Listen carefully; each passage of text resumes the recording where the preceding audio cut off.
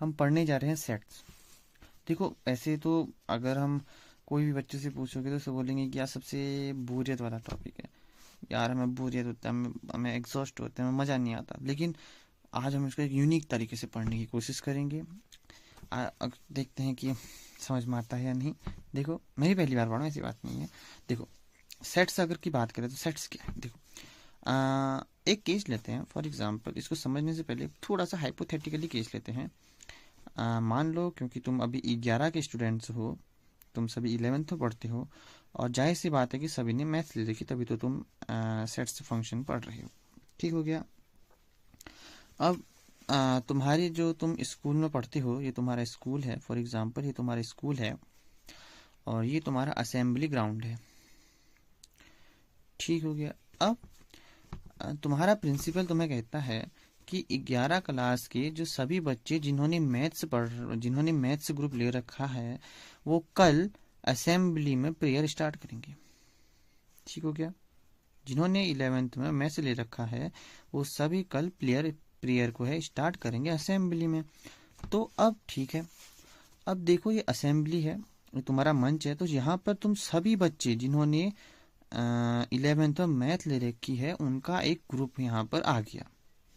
अब ये सभी जो बच्चे हैं ये क्या है, जिन्होंने असेंबली में, जिन्होंने 11th में मैथ ले रखी है वो क्या आ गए, असेंबली में आ गए।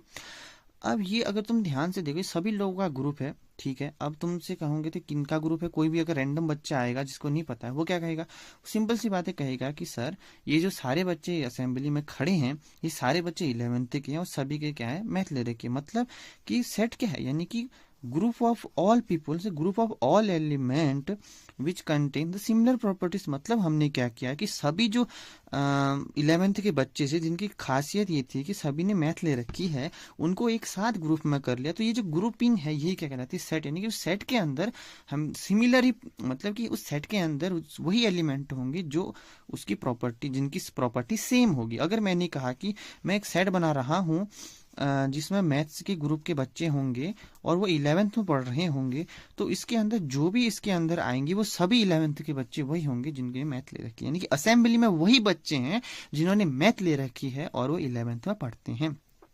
यानी कि मैंने कहा कि सेट मेरे पास ए है, इस सेट ए को हम कभी भी सेट को हम कैपिटल लेटर से दिखाते हैं। यानी कि मेरे पास सेट की बात करूं तो उसको हमेशा ए बी सी से डिनोट करते हैं। और जब अगर हम उसके अंदर एलिमेंट की बात करूं, मैं क्लास बच्चों की 11th की बात करूं जिन्होंने मैथ ले रखी है, हम उसको हमेशा ए बी सी यानी स्मॉल नंबर से दिखाएंगे। अब मेरे पास ये ए है, एक सेट है। मैंने कहा कि इसके अंदर सभी बच्चे होंगे जिन्होंने 11th क्लास में मैथ ले रखी, वो असेंबली में हिस्सा है, उनका नाम, उनका रोल नंबर या उनका नाम A B C up to Z तक। ऐसे मान लो कि 26 बच्चों ने मैथ ले रखी है।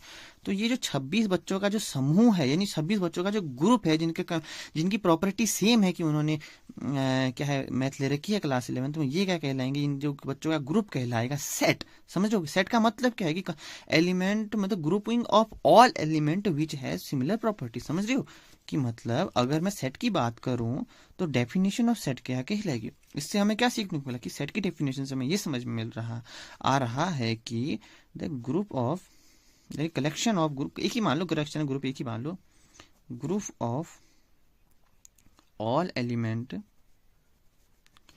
विच हैव सिमिलर प्रॉपर्टी।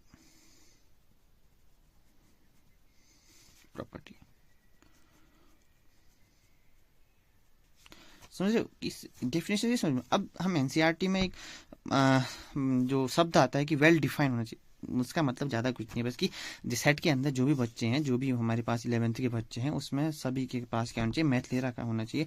अगर एक बच्चा जो 11th में है और उसने बायो ले रखी है, वो असेंबली का हिस्सा नहीं होगा क्योंकि उसका प्रॉपर्टी नहीं है सेम, क्योंकि सभी बच्चों की प्रॉपर्टी मैथ वाली है और ये वाला बच्चा बायो का है, तो इस वजह से ये असेंबली का हिस्सा नहीं होगा। यानी कि इस वजह से ये हमारे सेट का पार्ट नहीं होगा। तो वही वेल डिफाइंड का मतलब है कि मतलब जो सिमिलर प्रॉपर्टीज वाले ही सेट के अंदर आएंगे, जिनकी प्रॉपर्टी सेम नहीं है वो सेट के अंदर नहीं आएंगे।